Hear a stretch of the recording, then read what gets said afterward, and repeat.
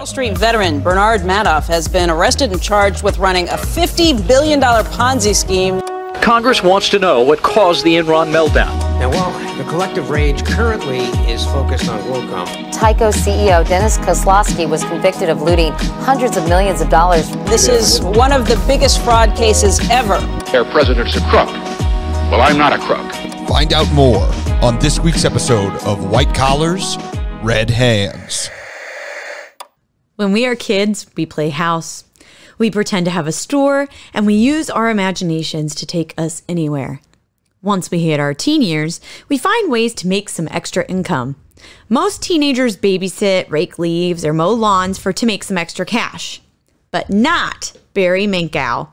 Barry Minkow was a businessman at the ripe age of 16 who grew his business to extraordinary heights to only have it all come crashing down. What happened to the boy wonder? Why did this happen? What did he do with the rest of his life? Find out on this week's episode of White Collars, Red Hands. I don't remember playing house too much. What I did play was Forensic Examiner. What the fuck? I watched I was exposed to CSI at probably a too young of an age. Yeah, that checks out. So I would get like the forensic science kits that they would have and like set up fake crime scenes that I would then investigate. And I was like 8. Yep. That doesn't shock me at all. That literally. It's weird. Nope, it's that weird. sounds and about that's right. why I grew up to be a weird adult. So thanks, Mom. It's all right. I definitely played house. And that's why Nina grew up to be the perfect housewife. Yep, that's me. Perfect little housewife. See the ring on my finger? That rock on my hand. Oh, is Dwayne on there? What's up, man? Yeah. It was in him. Nah, man. If you fingered the rock, you wouldn't be here doing this podcast. No, I would not. Only successful people get to stick their fingers in Dwayne "The Rock" Johnson's asshole, okay? Wow. The question I was going to ask you was if you had done any odd jobs as a teenager. Oh, I mean, you know, one summer I did go to Tucson to be able to pay my way to go to a wrestling camp. Oh, okay. And I did hard manual labor for 4 days in 120-degree weather in Tucson. We laid this stuff called wattle. I don't think it's out here a lot, but in Arizona, it's like these bundles of hay. Okay. That are supposed help erosion on the side of the roads. Oh, okay. And you have to you have to dig a ditch to put it in, and then you have to put it down, and then you have to hammer these wooden stakes into the dirt with a sledgehammer. And I did that for 4 days. How much did they pay you to do that? It's like $500. It's like $100 a day. For 9 hours of work. 9 hours total? No, every day. No, not worth it. So it was $9 an hour, which was above minimum wage at the time in Arizona. I was making at my actual factual job at Sonic Drive-In, where I was a fry cook. I was making minimum wage, which was $7.25. It was the legal minimum wage. That's what I made for a long time. So fuck Arizona. That's what it was in Ohio. I think it's up to 8 something in Ohio now, but when I was in high school, it was $7.25. And then I remember when I was working at the butcher shop, I started to make $10 an hour. And I thought that I was making so much money. And then now I look back and I'm like, I can't believe I did that shit for $10 an hour. Workers, rise up, start a revolution, eat the rich. That's why we started this podcast, is because we got underpaid. We did. All right, you underpay the working class and you have a French Revolution. Jeff Bezos. Do you hear the people sing? I'm angry. We're all angry. We're all angry. And hey, why don't we get more angry? Let's get more upset about Barry Minkow. Okay. I'll take your word for it. That's how they pronounced it in the documentary I watched. All right. Barry we'll take Minkow. their word for it. So here's this one sentence will sum up everything you need to know about Barry Minkow. All right, great. We can end the episode after this sentence. Yep. 60 Minutes was quoted saying, if you're going to start a hall of fame for con men, Barry Minkow would be one of the first inductees. Oh, okay. And I bet you right now. So I didn't know who. So everyone knows Bernie Madoff, right? Mm-hmm. Like people who don't even think about financial crimes knows who Bernie Madoff is. Mm-hmm. People who don't even think about financial crimes know who Enron is. Mm-hmm. I don't know who the fuck Barry Minkow is. Well, you're gonna find out. Well. Find out. Barry Minkow was born on March 22nd, 1966 in Inglewood, California. He was born to Robert and Carol Minkow. His father had a really hard time keeping a job, and the family grew up really poor, and it wasn't uncommon for them to have their utilities turned off. Minkow said that he promised himself that he would never be the way his father was and that he would be successful. His sister recounts him being a different type of kid, and it was noted that he was very self-centered, not shocking, and he needed constant attention, which is a trait that will follow him throughout his entire life. He was a very different kid. He was an asshole, actually. Yeah, you know how most kids like kind of aren't too much of an asshole? He was a big asshole. Yeah, no. From everything I've gathered, this child was a pain in the ass his entire life. Now, although Minkow's father had difficulty holding down a job, his mother was a telephone solicitor for a carpet cleaning company. And at 13, Barry Minkow went to work with her, and he would call people. He would actually be another telemarketer for this cleaning company, and he would make calls. And then he would actually carpet clean on the weekends. And that's where he learned to clean carpets. Oh, my God. This child's building a carpet empire already. Carpet muncher. He was a carpet muncher.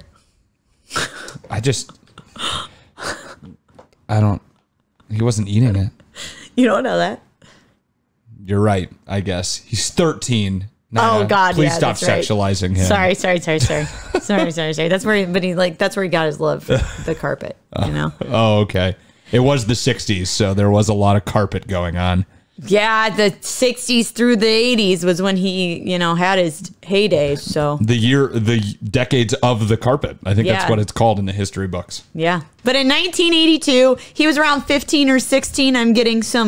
I was getting some varying reports, but definitely by 16, Minkow began his own carpet cleaning business.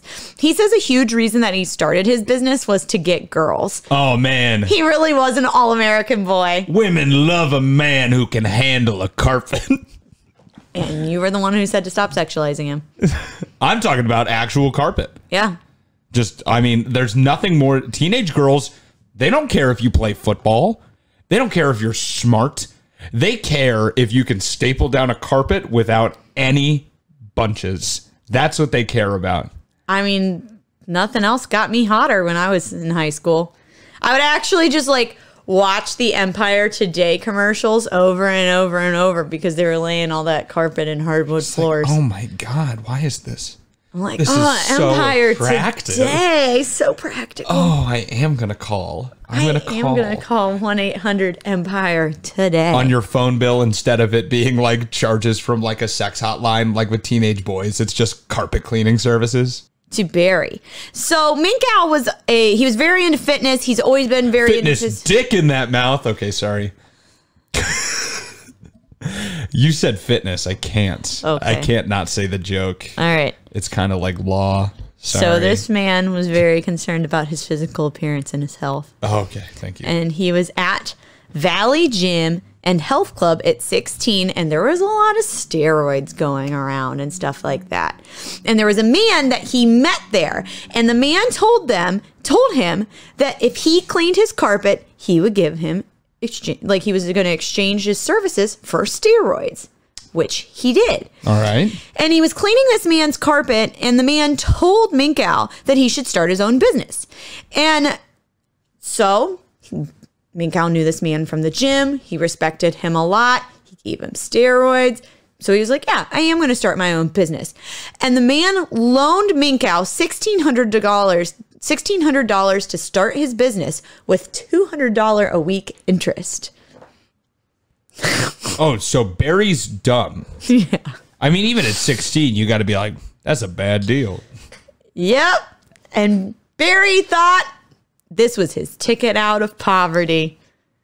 It wasn't. It's just going to get him in a deeper hole. You might as well just play the lottery. At that point, in October of 1982, he started Z-Best Carpet Cleaning Company. That's 4 Z's. ZZZZ Best. But that is how it's pronounced, is you have to say Z-Best? It's Z-Best Carpet Company. It's not ZZZZ Best? Nope, it's Z-Best. I just want to make sure. He was going to originally name it The Best, but he decided on the name Z-Best because it was going to be the last name in the phone book. Yeah, see, this is why I thought for so long that it was a mattress company. No. When I talked about this episode, that's why I thought it was a mattress company, because who names a carpet cleaning business Z-Best? I guess a stupid 16-year-old hopped up on steroids who gets his advice from his dealer. Yeah, maybe that. Yeah, who takes loans out from his dealer. And I'm sure that there was some sort of mattress or sleep thing that had 3 Z's, which is why he had 4 Z's in his name. He was like, add another Z. He's like, get another one in there. We'll be the last. We'll be the last. Because that's where everyone looks. When I look at a phone book, I always look at the last page. Every book I pick up, last page first. That's how books work. I mean, when I read a novel, I do turn to the last page first and read it. You don't like surprises. That's what it is. The story's about the journey. Stop ruining it for yourself. I read the last page first, and then I go and read the book. Bullshit. You don't watch the end of the movie first, do you? Nope. Then stop doing that to yourself. You sound like my mom. Yeah. My mom gets so mad at me for doing that. Well, me and your mom have something in common. It's not often, but we have this in common now. That one you have in common. He actually, speaking of moms, he got his mom to solicit people on the phone for his carpet cleaning business, and she already did it for another one. And he was successful enough that he hired people to clean, but then on the weekends, he would actually go and clean so he wouldn't have to pay anyone. And you're going to hear throughout this episode that Minkow is extremely obsessed with media attention. And this started off in the beginning of his career in his business. He actually called Channel 4 and pretended to be a customer, giving rave reviews of this young kid who had his own business so that the news would cover his story. That's a good idea, though. I mean, listen. He's shady in so many ways, and he's like a piece of shit, but he did have some good ideas, and that was one of them. Oh, man. Yeah, that was a good idea. I just know I'm going to hate this. I'm going to hate him in a little bit, but, like, that's a good idea. It was a good idea. It's manipulative, but, like, the media is manipulative anyway, so if you're going to do it to somebody, I mean, I guess. Yeah. And he knew the more media attention that he got, the more people would trust him and trust his company. So he actually did all sorts of magazines, press, newspapers, and he got TV attention. And by 1983, he was able to be at the Reseda Business Center, and he actually ended up taking over the whole entire building by the time he was a junior in high school. What? Yeah. How big is this building? It looked like a big-ass warehouse. Holy shit. Okay. Yeah. Do they also do install? Is that what it is? Or they just clean carpets? They just, right now, they just clean carpets. Okay. Yeah. Okay. And so then he was so successful that 6 months later, he ended up opening up another office. And then in 1984, he opened an office in San Francisco. And he had over 100 employees by the time he graduated high school. What? Yeah. That's crazy. No, yeah, it is crazy. Okay. It is crazy. And in 1986, he made more than $5 million, and he had both of his parents employed for him. He made his dad actually call him Mr. Minkow at work. Okay, so you shouldn't hit your kids. Okay, you shouldn't. I'm just saying, like, you shouldn't hit your kids. I agree, but unless they force you to call them by a superlative, like if they're like, "You're calling me Mr. Minkow." That's the only time. It's not good any other time, but he deserved to get smacked. Oh, he needed smacked. He definitely needed smacked. He said that he made his dad call him Mr. Minkow because he said that the company, he wanted a culture of respect at the company. But I just think he wanted to stick it to his dad that he was more successful than him. Did he call his dad also Mr. Minkow then? It's like they're both Mr. Minkow then. I mean, probably not. Now, based on that comment, it will not be shocking to you that a lot of people call Barry Minkow a narcissist. What? Yeah. And after watching the documentary I watched was called The King of Con, and I would actually suggest watching it. It was pretty not only informative, but I was pretty entertained throughout the whole thing. Good watch. Kept you riveted? Yeah. We'll sell you the seat, but you'll only need the edge kind of stitch. Meh, but it was interesting. Like, I watched I wasn't bored watching it. It's called The King of Con, and it's on Discovery Plus. You know, one thing that Minkow says is that around this time, Ronald Reagan came into office. He really liked Ronald Reagan, so this kind of explains a lot about him. And he was, really successful, and he was spending his money like crazy, and he really flashed his company logo everywhere, and he ended up buying this really big house, and it had a pool, and he put a Z at the bottom of the pool and all that stuff. And he's got a house, he's got cars, he's got money, and he's only 20 years old at this point. And Barry was actually chosen to be on Oprah for a Young Entrepreneurs episode. So you could probably find that somewhere on the internet. But he kind of blew the interview with Oprah because he was so arrogant. So he was on. Yes, I saw a little clip. He just made himself seem like an asshole? Yes. Yeah, so basically it was like this interview.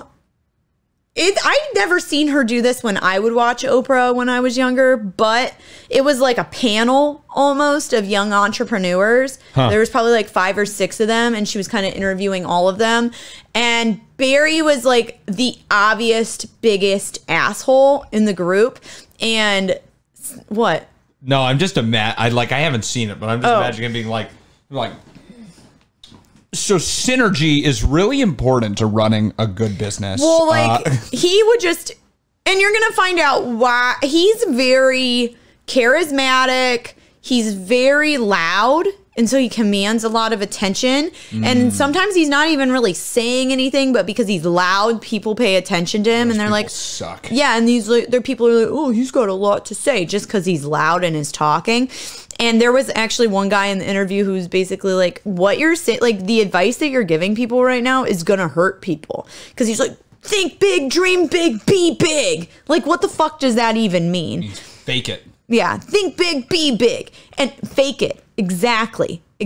And one of the other entrepreneurs was like, you're going to cause people to like run themselves into debt. They're not going to be successful, like if they go off of what you say. And he's like, well, my company's worth $50 million and yours is only worth 17. So like, who's winning? Was basically like what he said in the interview. Well, let's see who wins at the end of this. Barry. And we'll see who wins at the end of this episode.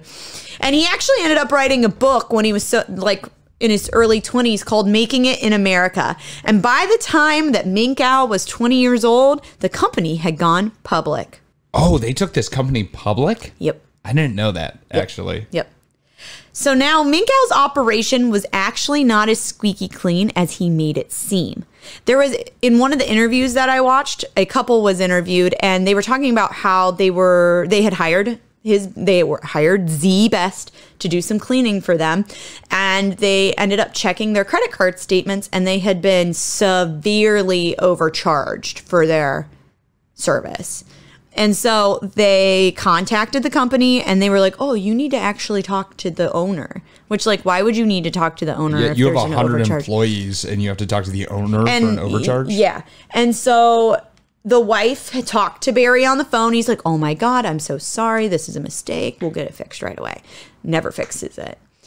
She calls back more than once, never fixes it. And like, I don't know exactly what they got cleaned. I actually think it might have been their home, but they were like charged like $600 to have their carpets cleaned. In the 80s, right? In the 80s. Yeah. And to be fair, I've never had my carpet cleaned in my home. I would No, continue. No, I wasn't gonna make a joke. No, continue. It's fine. I don't think it would be $600. Oh, we can't do another episode on carpet. Oh, this is too much. We're too big of children. Okay. What did Ladybug Tree Mushroom say? Practice it. We practice our profanity. Practicing our profanity.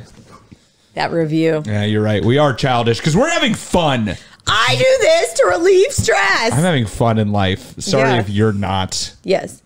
So anyways, it never got rectified, this overcharge. And so her husband's like, you know what? I'm going down to Z Best and I'm going to talk to Barry Minkow myself. So he goes down to Z Best and he's like, hey, I got this overcharge. Y'all said you'd fix it. You didn't fix it. And they're like, oh, okay, well, come back here and you can talk to Mr. Minkow. He ends up being led to like a back alley sort of situation. And these two big guys come up and beat him up. Whoa, shit. This one somewhere I didn't think this is going. Yeah, he gets beat up, and then he's like, and then Barry Minkow, like, he's out there too, and he looks at it and he's like, oh, this is only $600, and rips it up, breaks the man's glasses, and then like sends him on his way. You wouldn't hit a man with glasses, would you? No, that's why he took them off. That's why and so he didn't get his money back. Business was booming because we're overcharging everybody. He's a fucking mob boss. What the hell? Yeah.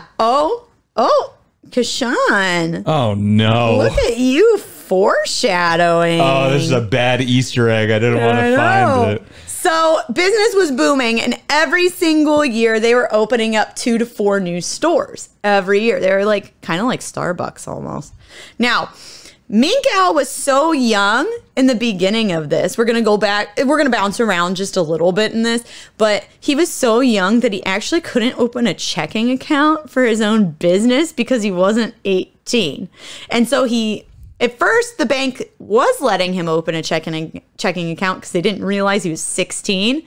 And then they were like, oh, shit, you're 16. You can't have this account. And he's like, but you let me open it and I need to run my business.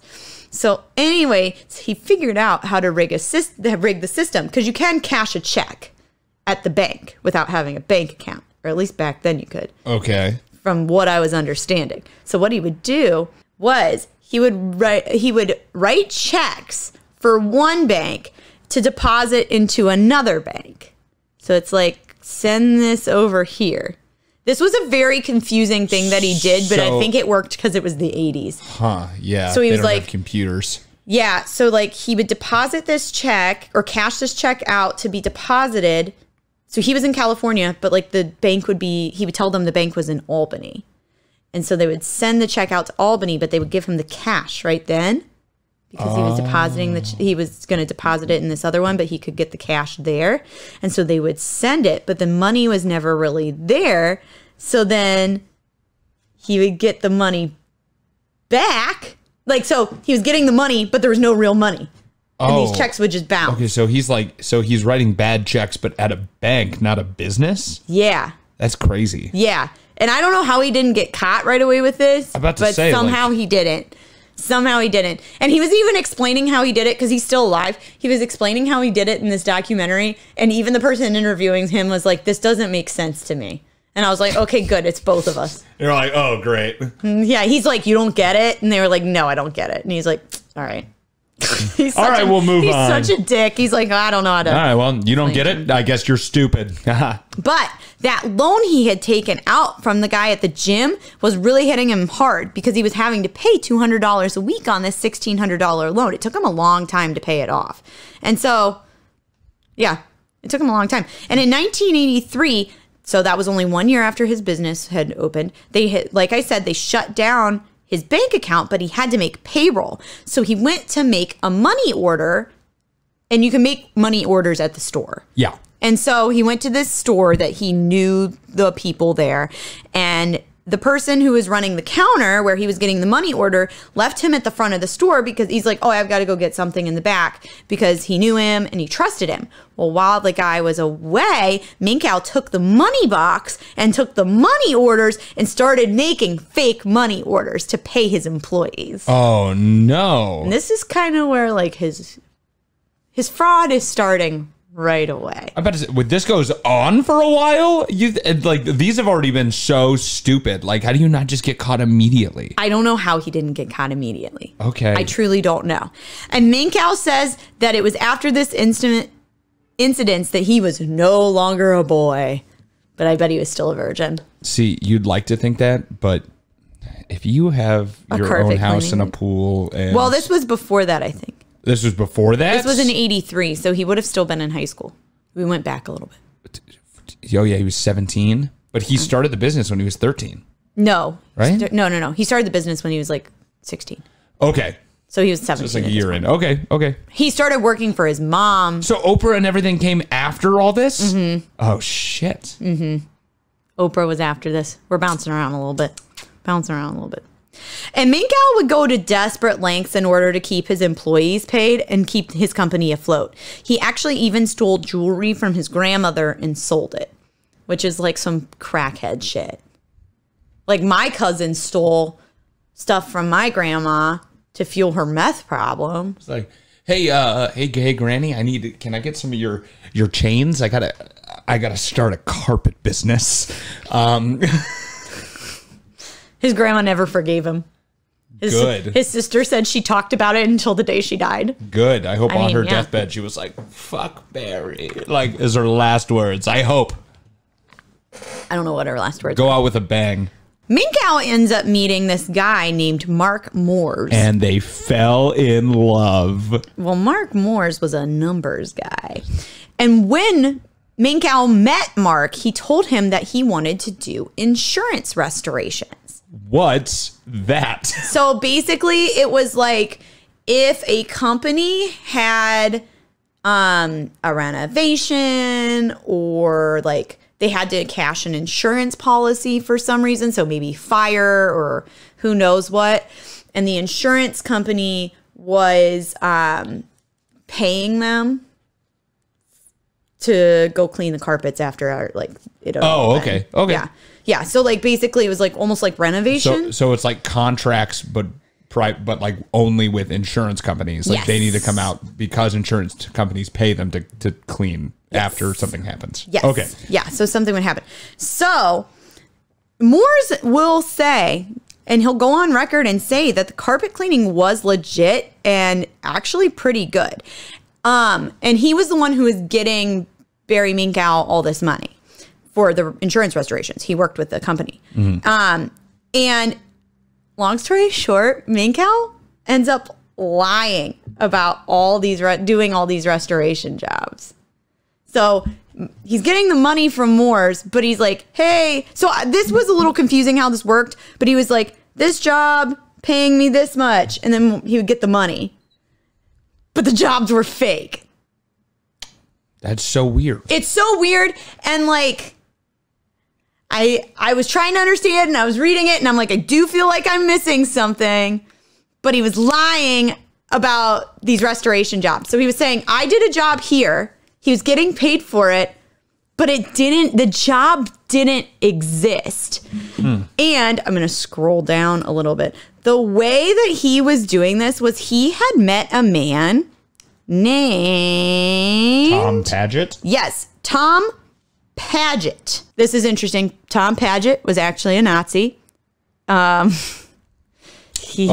Yep. He did it. Mark Moores went on record and was like, Tom Paget was a Nazi.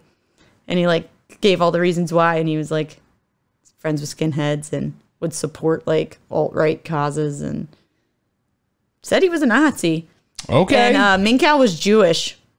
So that shows how like little he like, I don't know. I felt like you have no moral compass. If you're like, oh yeah, you hate me, but you're making me money.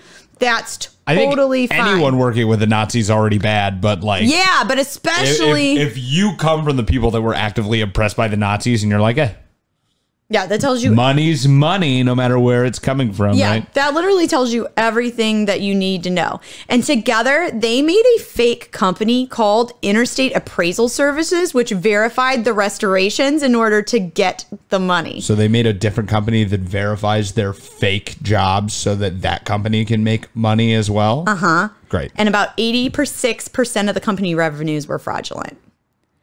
And they're just scamming insurance companies basically in a very weird carpet centric way. Yes. Great. Yes.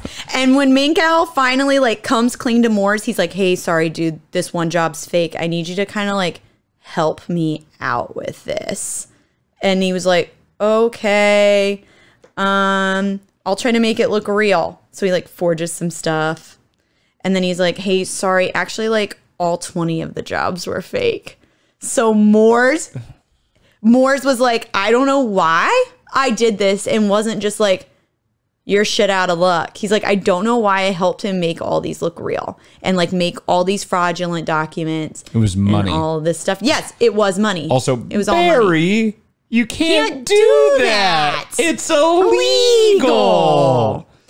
And because all this crazy stuff was going on and Barry needed this money, he actually ends up going to loan sharks for money, and he worked with a mob boss named Jack Catane. And Catane actually moved some of his office into Z-Best's offices. You never think that, you never think about how the mafia needs an office, but that's funny because they probably do. They do need an office. They're like, yeah. But so the mob knew that he was like really successful and all this stuff. They had no idea that the restoration jobs were fake. So they just thought they were doing legit business. But so he scammed the mob? Yeah. Those are the worst people to do that to, yes. I think. Yes. And Z-Best generated income that didn't exist, and there was no real business. Really, there was really no real business and no real earnings. Oh, so they're not scamming the insurance companies. They're just creating fake jobs to make it seem like they're... Basically, they're a Ponzi scheme. Oh, okay. Yeah, they're like a giant Ponzi scheme, but they're getting the money and then spreading it around everywhere. Oh, man. Like every good Ponzi scheme, they would have to pay off their investors the first time before moving all the money around and getting more money from the investors because they made money that one time. Well, Minkow and Moores and Tom Paget all knew that they could not keep this going and they needed a cure. So they ended up getting an IPO. And to get the IPO, they needed to be audited. So with a Xerox machine, an old Apple computer, and whiteout, really it was more Moores than anybody else, made fake 3 years of audited financial statements.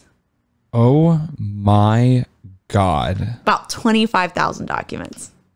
How long? Oh, I had to take him forever. Did that take? Forever. Like at some point you have to walk in and be like, why am I doing this? It's like the second month of creating fake financial documents, and you're walking in like, it's not like a murder. Like if you kill someone really fast, like in like a murder of passion, you're like, what did I do? This time at any point you're sitting there being like, why am I doing this? And you have to make the conscious choice to continue doing it for months. And that's what's crazy is like, this is so well thought out. You can't sit here and be like, oops, I didn't mean to. Like, no, this was planned. Yeah. We just got caught up, cause like, we didn't know what to do, no, it's like, no, this was fake from the beginning. Yeah.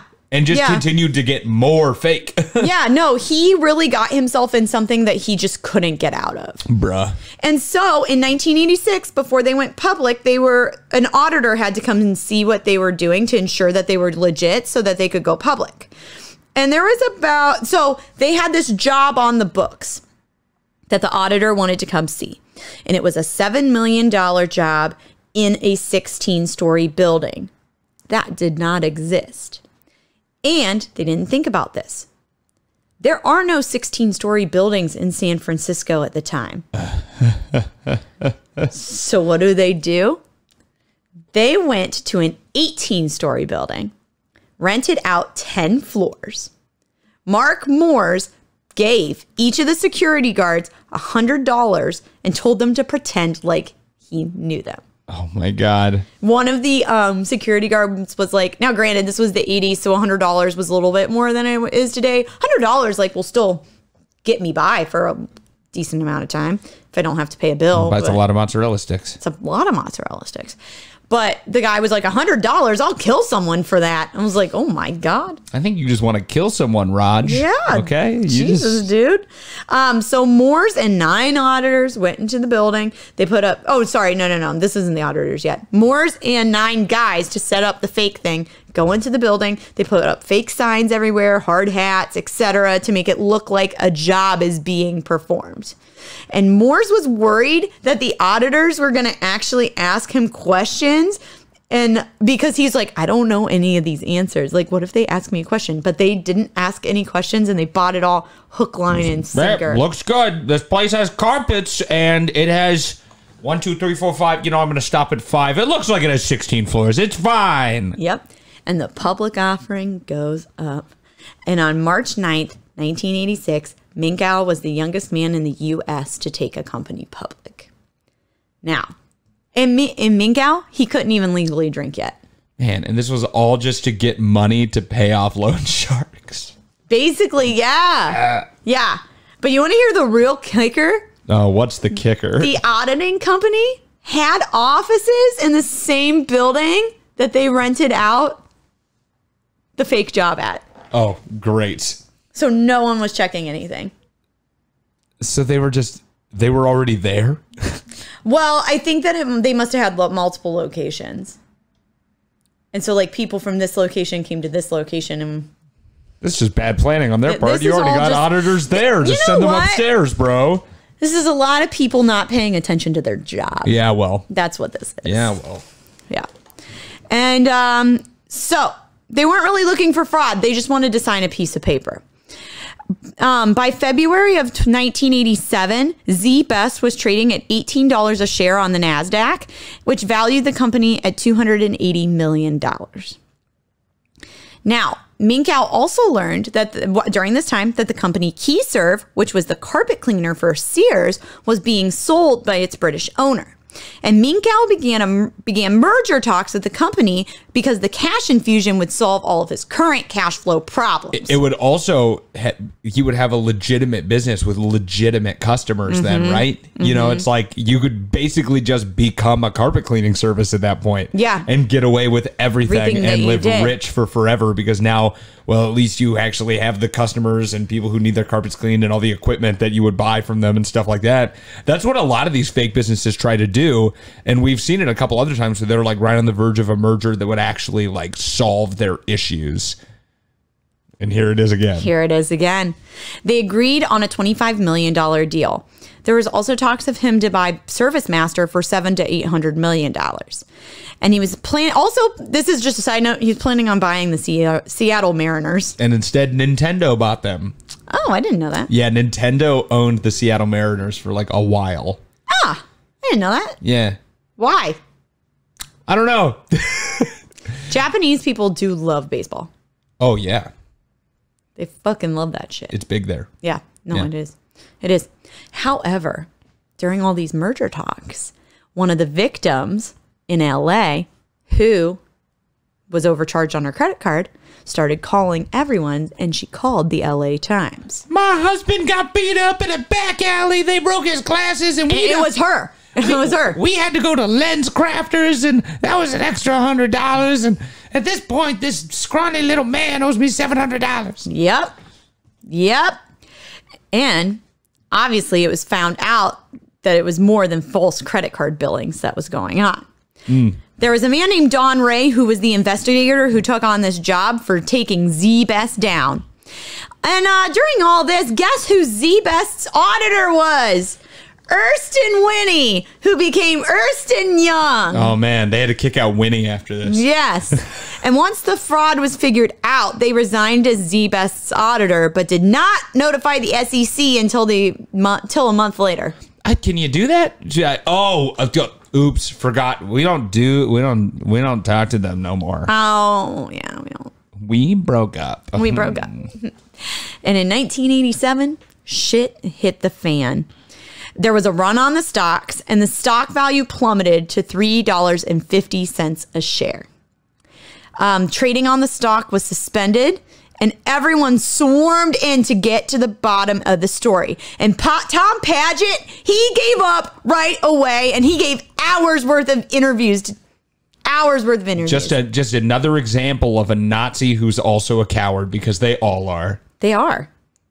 He did. Yeah, they are. They are. And Minkow actually blamed Mark Moores right away. He was like, it's all his fault. And everybody was like, no, it's not. You started the company. Yeah.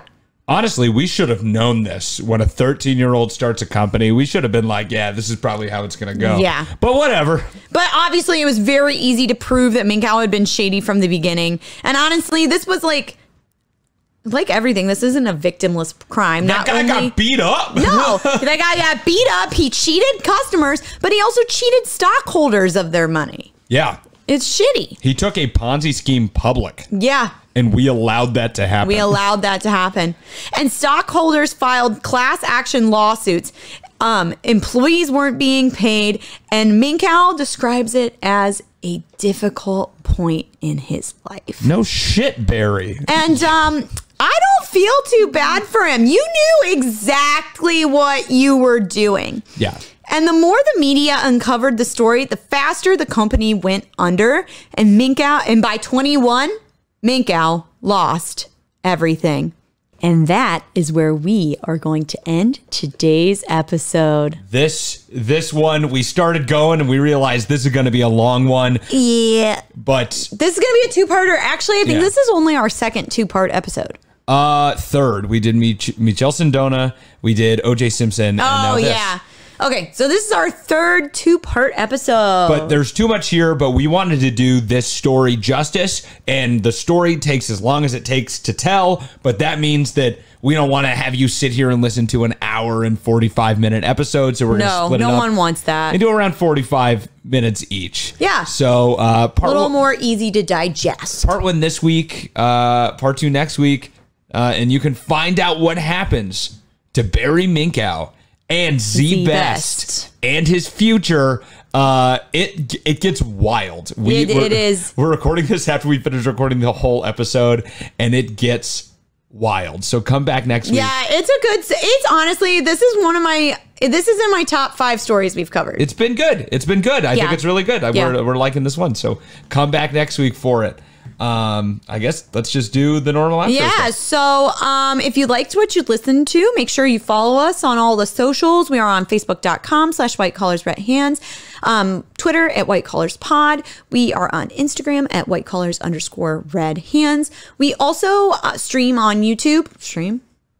Yeah. We're on YouTube.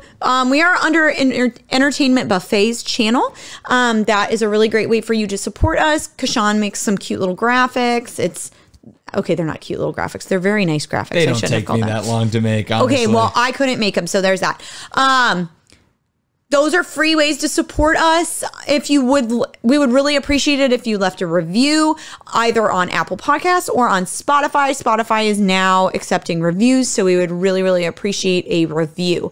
Another way that you can support us is just by telling your friends and family about us. Word of mouth is usually the best thing that you can do.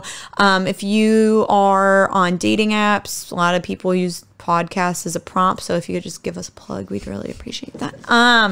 Nina's trying to convince herself that's not just in her life when she tells you guys that. And then an unfree way to support us is by buying our merch. You can go to our website at www.whitecollarsredhands.com.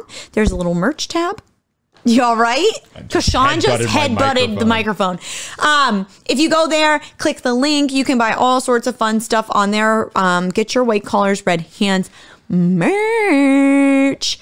I feel like I'm missing something. Oh, if you have a suggestion for an episode, you can email us at whitecollarsredhands@gmail.com. All accurate. Yep. So I think that's all I have to say. Yeah. Thank you for listening to the first part of this episode. You guys are Z-Best, and we will see you next time. For the stunning conclusion of Barry Minkow on White Collars, Red Hands.